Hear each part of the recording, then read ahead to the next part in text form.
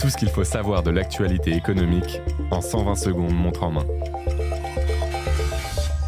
Les propriétaires bailleurs enfin mieux reconnus. Le 14 novembre, l'Assemblée nationale a adopté un amendement au projet de loi de finances pour 2026 créant un vrai statut fiscal du bailleur privé. Concrètement, un propriétaire pourra déduire chaque année de ses loyers une fraction du prix d'achat du bien loué. Ce dispositif d'amortissement sera valable pour les biens neufs ou anciens acquis entre janvier 2026 et fin décembre 2028. Si notre chroniqueur Henri Buzy-Cazot souligne cette avancée, il espère encore quelques améliorations au Sénat.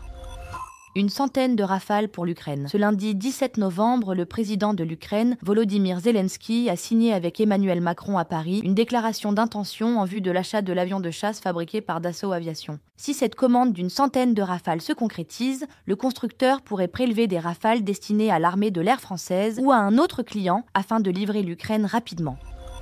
Vos livrets réglementés risquent de moins vous rapporter. En février prochain, les taux du livret A, du LEP et du LDDS seront révisés en prenant en compte l'inflation. Celle-ci étant revenue à un niveau bas, autour des 0,9% en octobre, la rémunération de vos livrets d'épargne devrait baisser en conséquence. Le rendement du livret A, par exemple, pourrait passer de 1,7% à 1,5%, voire à 1,4% au 1er février 2026. Plus de détails sur Capital.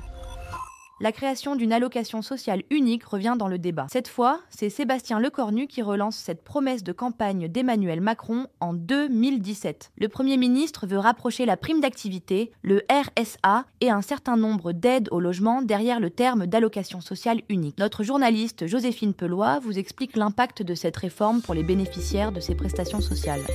Ce podcast a été écrit par les journalistes de Capital et mis en voix par une intelligence artificielle.